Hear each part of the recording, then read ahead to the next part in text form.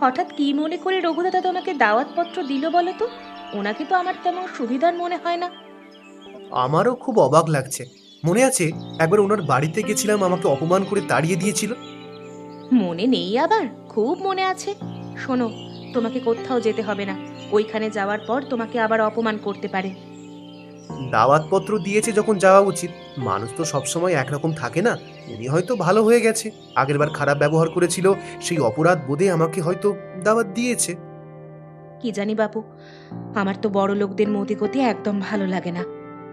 দাওয়াত রক্ষা করতে আমাকে যে যেতে হবে, তোমাকে আর জয়াকে সাথে করে নিয়ে যাব। না না, আমরা যাব না। তোমার যাওয়ার দরকার হয় তুমি যাও। আমি রঘুদাদার বাড়ি গিয়ে ভালো মন্দ খাবো আর তোমরা বাড়ি থাকবে, এ হয় না। তাছাড়া জয়া কোনোদিন বড়লোক বাড়ি দেখেনি, তুমিও আর না করো না।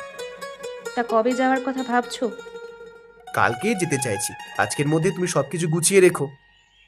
আমার না কেমন ভয় ভয় করছে। সবাই মিলে রঘুদাদার বাড়িতে যেতে কেমন যেন লাগছে। উনি তো খালি তোমাকে দাওয়াত দিয়েছে। এত ভয়ের কিছু নেই। দাওয়াত দিয়ে ডেকে নিয়ে যাচ্ছে যখন, সেখানে আমরা ভালোই থাকবো। আর যাবো যখন, সবাই মিলে যাওয়াই ভালো। ঠিক আছে, তুমি যখন এত করে বলছো তাহলে যাব। মেয়েটা খুব খুশি হবে, বুঝলে। তা তো হবে। কোথাও যাওয়ার কথা শুনলে তো খুশিতে নাচতে থাকে। আমি তাহলে গোছাতে শুরু করি। বেশ বেশ।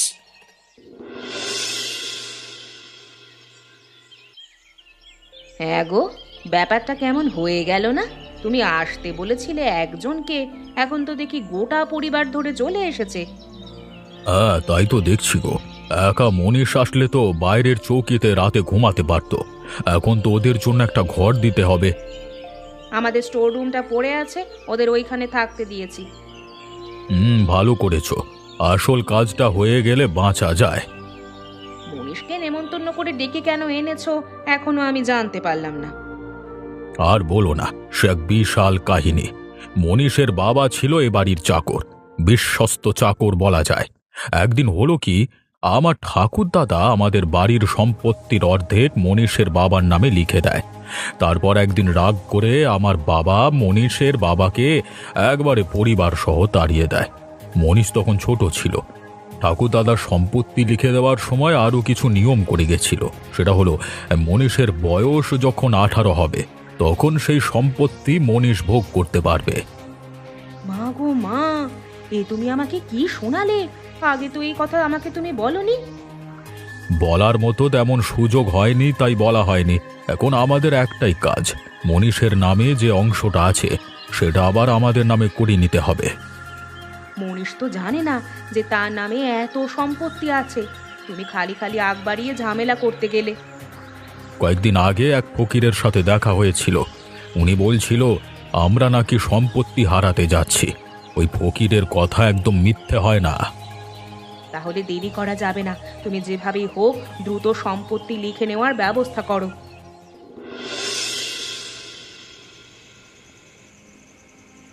আমি আগেই বলেছিলাম বড় বাড়িতে সবার যাওয়ার দরকার নেই। আমাদের এই ময়লা অন্ধকার ঘরে থাকতে দিয়েছে। আমরা গরিব হতে পারি, তাই বলে এই ময়লার মধ্যে থাকতে দেবে? আমার বড় ভুল হয়ে গেছে। আমার তো জয়ার জন্য খুব খারাপ লাগছে। মেয়েটা আসার সময় কত আনন্দ করছিল। সারাদিনে শুকনো রুটি আর ডাল ছাড়া কিছু কি বাড়ির সবাই যেন কেমন অদ্ভুত, কেউ কথাও বলে না। কেন যে দাওয়াত করে ডেকে এনেছে, উপরওয়ালা জানে। এখানে আমাদের থাকার দরকার নেই, চলো আমরা বাড়ি ফিরে যাই। তুমি ঠিক বলেছ। জীবনে আর কখনো বড়লোক বাড়িতে আসার নাম করব না। ও বাবা, আমাদের পোলাও মাংস খেতে দিবে না? তুমি না বলেছিলে বড়লোক বাড়িতে গেলে পোলাও মাংস খেতে দিবে? বাড়ি গিয়ে খাবি মা, তুই যা খেতে চাইবি তোকে তাই খাওয়ানো হবে। এখান থেকে যেতে পারলে বাঁচি। আমার কেমন যেন দম বন্ধ হয়ে আসছে। যাওয়ার আগে রঘু দাদার সাথে কথা বলতে হবে। উনি নিমন্ত্রণ করেছেন কেন, সেটা আমাকে জানতে হবে। ওনার সাথে কথা বলার কোনো দরকার নেই। উনি মোটেই সুবিধাজনক নয়। ওনার বউ তো আরো খারাপ। আমাদের দেখে কেমন যেন নাক সিটকানি দেয়। মনে হয় আমরা যেন মানুষ নই। ডেকে এনে অপমান সত্যি মেনে নেওয়া যায় না। রঘু দাদার সাথে কথা বলতেই হবে। এই ঘর থেকে কেমন ইঁদুরের গন্ধ বার হচ্ছে। এত গন্ধের মধ্যে থাকলে আমার মেয়েটা যে অসুস্থ হয়ে পড়বে। আজকে রাতটা কষ্ট করে পার করি, কাল সকাল হলেই আমরা চলে যাব। আমার আর এক মুহূর্তের জন্য এখানে থাকতে মন চাইছে না। ধৈর্য ধরে রাতটা থাকি।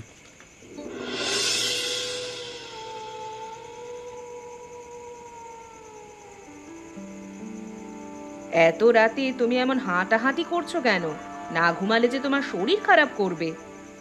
তুমি আবার উঠতে গেলে কেন? ঘুম ভেঙে গেলে কি করব বলো? এত রাতে হাঁটাহাঁটি না করে ঘুমিয়ে পড়ো। কিছুতেই যে আমার ঘুম আসছে না, মাথার মধ্যে কেমন যেন চিন্তা ঘুরঘুর করছে। এত চিন্তা করতে হবে না। সে ফকিরের কথা আমার বারবার মনে হচ্ছে। না, তোমাকে নিয়ে আর পারা গেল না। কোথাকার কোন ফকির কি বলেছে তাই নিয়ে তুমি পড়ে আছো। আমার মাথায় একটা বুদ্ধি এসেছে। কালকে সকালে মনীষদের জন্য যে খাবার পাঠাবে তাতে বিষ মিশিয়ে দিতে হবে। আমি চাই না ওরা কেউ বেঁচে থাকুক। এ তুমি কি বলছো? একেবারে মেরে ফেলতে হবে? এটাই সবচেয়ে ভালো সিদ্ধান্ত। বাঁচিয়ে রাখলে পরে আবার সম্পত্তি নিয়ে ঝামেলা হতে পারে। ভবিষ্যতে যাতে কোনো ধরনের ঝামেলা না হয় সেই ব্যবস্থা করতে হবে। ঠিকই বলেছো। ওদের একেবারে শেষ করে দিলে পথের কাঁটা চিরদিনের মতো সরে যাবে। কাল সকালে মালতী মাসির কাছে ওদের জন্য খাবার পাঠাবো। সেই খাবারে বিষ মিশিয়ে দিব। কালকে ওদের জন্য ভালো মন্দ খাবারের ব্যবস্থা করো। পোলাও মাংস খেতে দিলে তো বেশি ভালো হয়। আমার ওপর ছেড়ে দাও, যা করার আমিই করে নেব। তোমার উপর আমার পুরো ভরসা আছে। ওরা যখন খাবার খাবে তখন ঘরের দরজায় তালা দিয়ে রাখতে হবে, যাতে বাইরে বার হতে না পারে। ঠিক, ওদের জীবন যখন শেষ হয়ে যাবে তখন ওদের লাশ নিয়ে এ বাড়ির পেছনে পুঁতে রাখতে হবে। যা করার খুব সাবধানে করতে হবে। লাশ পুঁতে রাখার কাজ রাতে করতে হবে। আজকে রাতটা ভালোই ভালোই কাটলে বাঁচি। ভোরের আলো ফোঁটার আগেই এই বাড়ি ছেড়ে চলে যেতে হবে। জয়া ঘুমাচ্ছে, নইলে এখনই চলে যেতাম।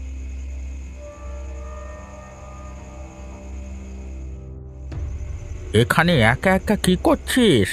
তোর যে সামনে মহা বিপদ। আপনি কে বাবা? আপনার কথা আমি কিছুই বুঝতে পারছি না। আজকে সকালে তোদের যে খাবার দেওয়া হবে ভুলেও যেন সেই খাবারে হাত দিবি না। খাবারে বিষ মেশানো থাকবে। কিন্তু বিষ মেশানো খাবারেরা আমাকে খেতে দিবে কেন? এই যে পুকুরটা আর ওই পেছনের বাড়িটা দেখছিস না, এই সব তোর। অনেক আগে এ বাড়ির মালিক তোর বাবার নামে লিখে দিয়েছিল।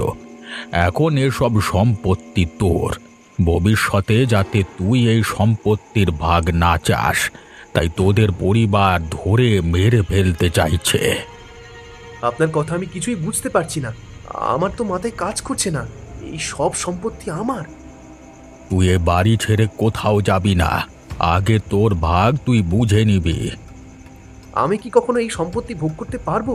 এরা অনেক খারাপ। এখানে থাকলে যেভাবেই হোক আমাকে মেরে ফেলবে। এর চেয়ে আমি বাড়ি চলে যাওয়াই ভালো। তুই এখান থেকে চলে গেলে ভুল করবি। নিজের সম্পত্তি ছেড়ে কেন তুই চলে যাবি? এত সম্পত্তি দিয়ে আমি কি করব বাবা?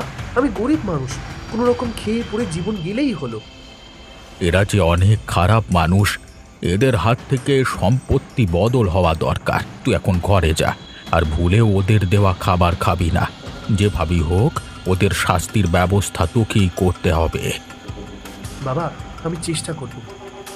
আমি গেলাম, খুব সাবধানে থাকবি।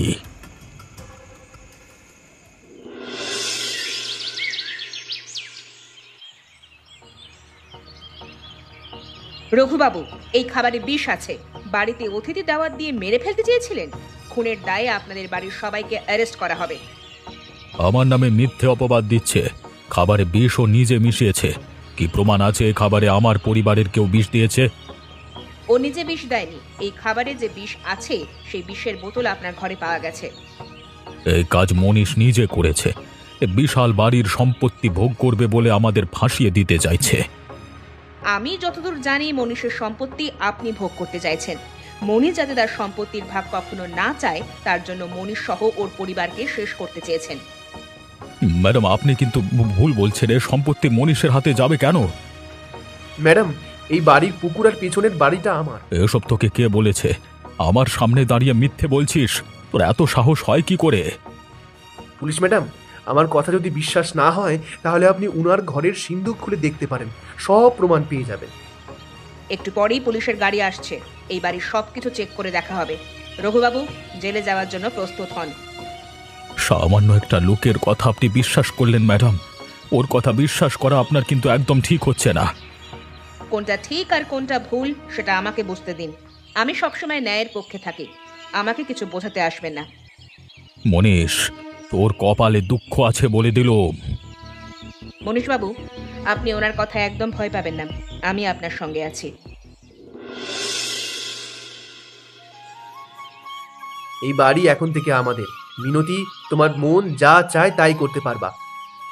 গরিব অতিথির ভাগ্য খুলে গেছে, মনে হচ্ছে আমি যেন স্বপ্ন দেখছি। ও মা, আমি পোলাও মাংস খাবো। খাবি মা, খাবি। আমি তোর জন্য পোলাও মাংস রান্না করব। জানো, এক বৃদ্ধ লোকের সাথে যদি দেখা না হতো তাহলে আমরা হয়তো এই জায়গায় বসে কথা বলতে পারতাম না। ওমা, তাই নাকি? বৃদ্ধ লোকটার সাথে দেখা হলে জানতে হবে আমাদের সামনে কোনো বিপদ আছে কিনা। কিসের বিপদ? আমরা এখন বিপদ মুক্ত। এই বাড়িতে কেউ নেই, সবাই জেলে। বাড়িটা কেমন যেন ভুতুড়ে মতো, ঘর থেকে বার হলেই কেমন যেন ভয় ভয় লাগে। অনেক পুরনো আমলের বাড়ি তো, তাই একটু ভয় ভয় লাগে। হবে হয়তো। আচ্ছা, রঘুদাদা ছাড়া পেলে তো আবার এখানে চলে আসবে, তখন আমরা কি করব? দেখো, খাতা কলমে এই বাড়ির অর্ধেক সম্পত্তি আমার নামে। রঘুদাদা চাইলেও আমাদের তাড়াতে পারবে না। তাছাড়া পুলিশ ম্যাডাম সবসময় আমাকে সাহায্য করবে বলেছে। বিপদে না পড়লেই তো ভালো। ও মা, আমি একটু বাইরে খেলতে যাব। আমার না আর ঘরে থাকতে ভালো লাগছে না। না না, কোথাও যেতে হবে না মা। ও যেতে চাইছে, যাক না। বাচ্চা মানুষ আর কত ঘরের মধ্যে বন্দি হয়ে থাকবে? অপরিচিত জায়গা, বাইরে বার হলে যদি হারিয়ে যায়? তোমার যত সব উদ্ভট কথা। হারিয়ে যাবে কেন? মা, আমি বেশি দূরে যাব না। বাড়ির সামনে একটা দোলনা আছে, ওই দোলনাটায় বসে একটু দোল খাবো। ঠিক আছে, যা, কিন্তু ভুলেও এই বাড়ির বাইরে যাবি না। সামনে পুকুর আছে, একদম পুকুরের পাড়ে যাবি না। আচ্ছা মা। এবার একটু খাওয়ার ব্যবস্থা করো। এখানে আসার পর তো এক প্রকার না খেয়েই আছি। দেখি রান্নাঘরে কি আছে দেখি।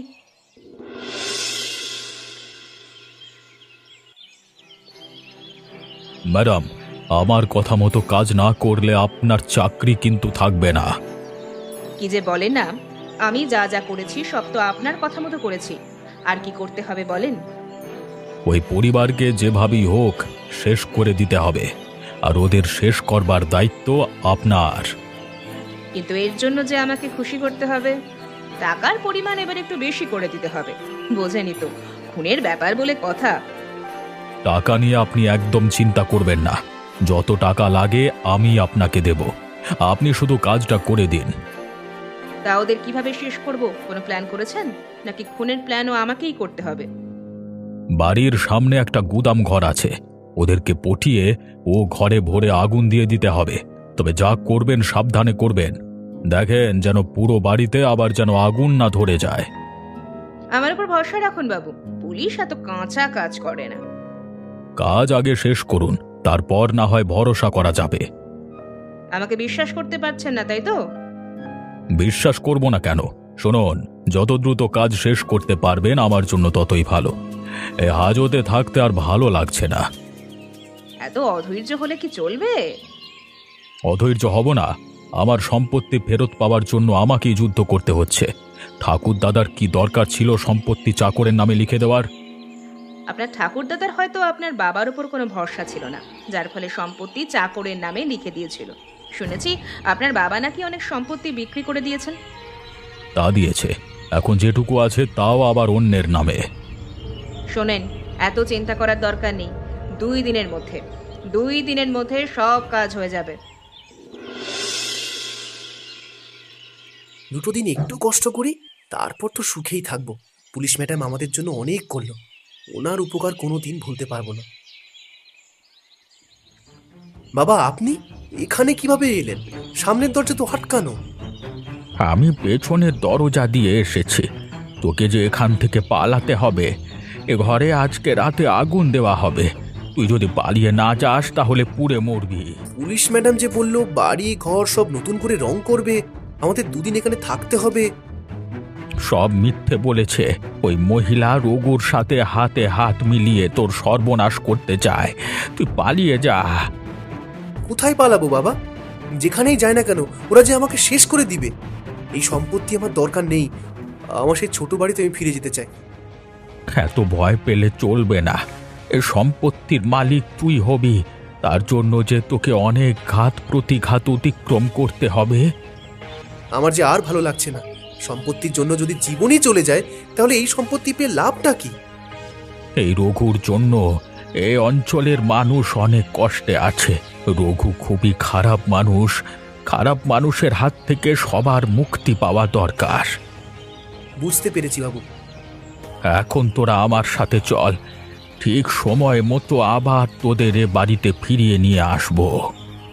চলুন বাবা।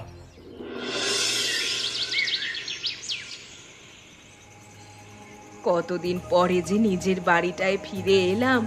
জেলের মধ্যে আমার তো দম বন্ধ হয়ে আসছিল। নিজের বাড়ি ছেড়ে নিজেদের পালিয়ে বেড়াতে হচ্ছে, এর চেয়ে দুঃখের আর কি হতে পারে?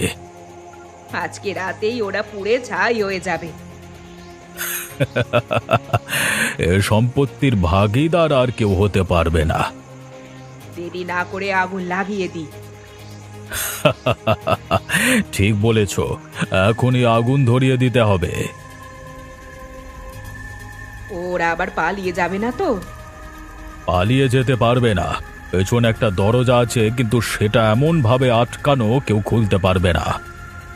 গুদাম ঘর আগুনে দাও দাও করে পুড়ছে। ওদের তো কোনো সাড়া শব্দ পাচ্ছি না, চিৎকারও শুনতে পাচ্ছি না। এ ঘরের মধ্যে কেউ চিৎকার করলে বাহির থেকে শোনা যায় না। চলো এবার আমরা এখান থেকে চলে যাই। একটু থাকি না, পুড়ে সবকিছু আগে শেষ হোক। চোখের সামনে শত্রুর পতন দেখতে পেলে ভালোই লাগে। সে আর বলতে, আমার যে কি শান্তি লাগছে তোমাকে বলে বোঝাতে পারবো না। অনেক দিন পরে আজকে নিশ্চিন্তে রাত কাটাতে পারবো। তোমার ঠাকুর দাদা কি পাগল ছিল নাকি? কেউ কখনো এমন পাগলামি করে? আর বলো না, ঠাকুরদাদার পাগলামির কথা মনে উঠলে আমার রাগ উঠে যায়। সব কিছুর জন্য আমার ঠাকুরদাদা দায়ী। এবার চলো ঘরে যাই, সব তো পুড়ে ছাই হয়ে গেছে। চলো চলো, ঘরে গিয়ে একটু শান্তি করে ঘুমাবো।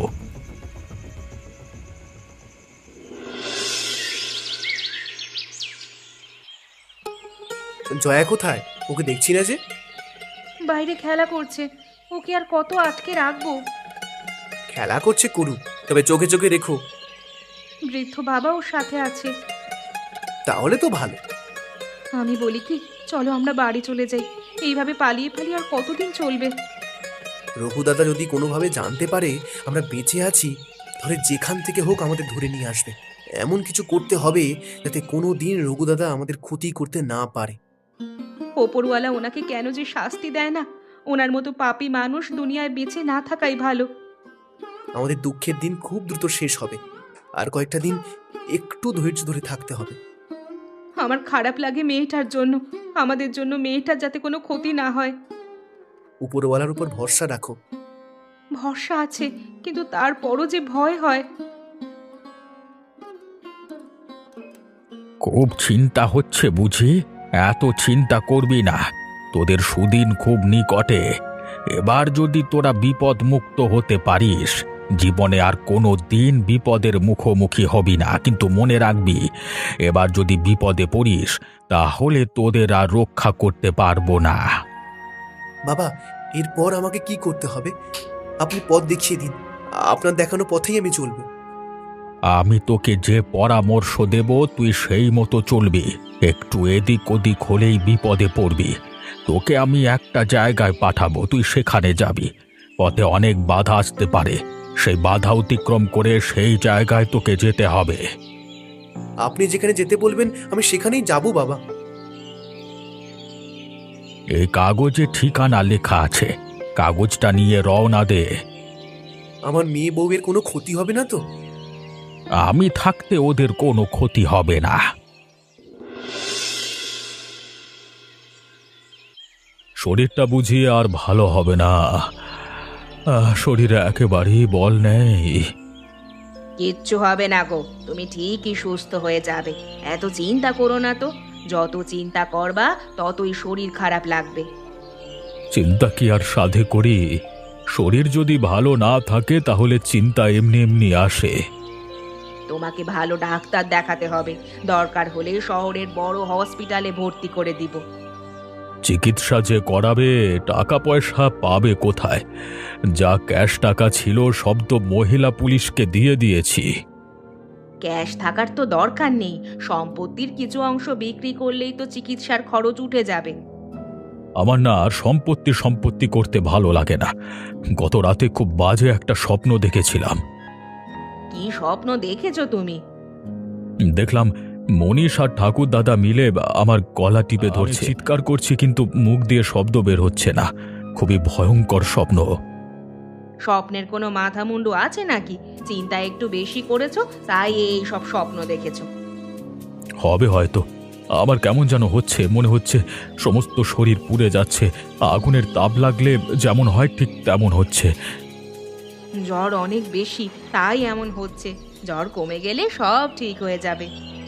তুমি বুঝতে পারছো না, জ্বর হলে এমন হয় না, আমার শরীর পুড়ে যাচ্ছে। এমন হতে যাবে কেন? জানি না, আমিও কিছু বুঝতে পারছি না। আমার শরীরটা জল দিয়ে একটু মুছে দেবে? ও আচ্ছা দিচ্ছি। মনীশবাবু, আপনি এখানে?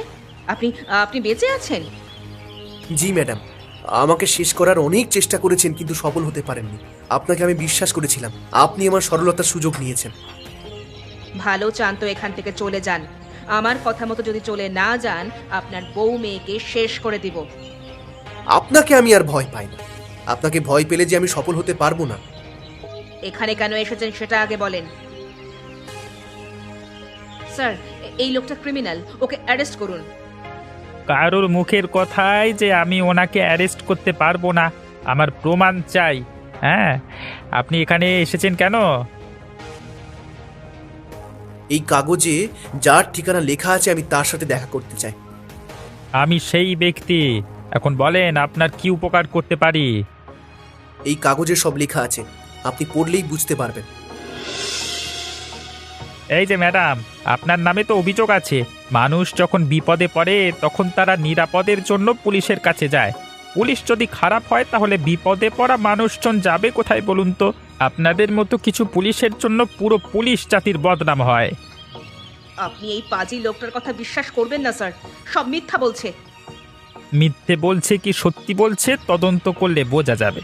যতদিন তদন্ত না করা হচ্ছে আপনি জেলে থাকবেন। তদন্ত করে যদি আপনি দোষী হন তাহলে শাস্তি হবে, আর যদি অভিযোগ মিথ্যে হয় আপনি ছাড়া পাবেন। সাহেব, আমি কি এখন যেতে পারি? আপনার সাথে আমিও যাব। আপনার প্রাপ্য আপনাকে বুঝিয়ে দিয়ে তারপর আমি ফিরবো। হ্যাঁ, তোমাকে না বলছি পেছনের বাড়িটা বিক্রি করবার ব্যবস্থা করো? আমার কথা কি তোমার কানে যাচ্ছে না? আমি তো চেষ্টা করছি, বিক্রি বললেই কি বিক্রি করা যায়? তোমার কাছ থেকে সম্পত্তি কেউ কিনতে চাইছে না।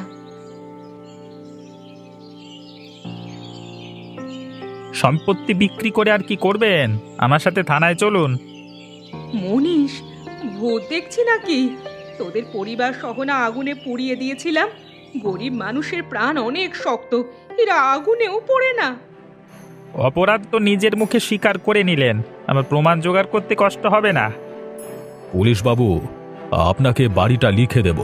আপনি যা শুনেছেন সব ভুলে যান। আপনি কি সবাইকে এরকম মনে করেন নাকি? আমাদের মতো সৎ পুলিশ এখনো আছে, বুঝলেন মশাই? আপনাকে আমি দুটো বাড়ি লিখে দেব। কোনো কাজ হবে না, একটু পরেই কয়েকজন পুলিশ এসে আপনাদের অ্যারেস্ট করে নিয়ে যাবে। আর এখন থেকে বিশাল বাড়ির মালিক হবে মনীষ।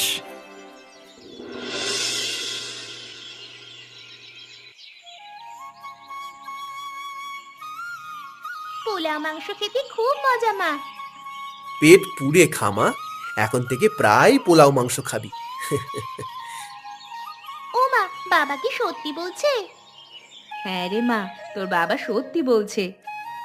অবশেষে আমাদের দুঃখের দিন শেষ হলো।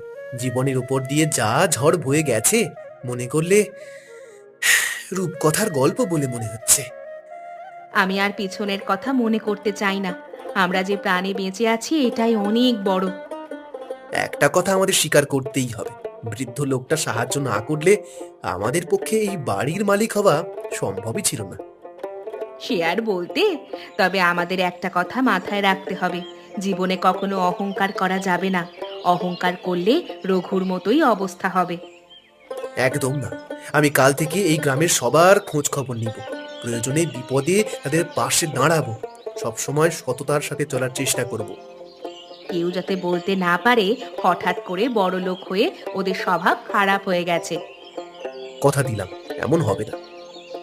এমন মজার গল্প দেখতে আমাদের চ্যানেলকে সাবস্ক্রাইব করতে ভুলবেন না।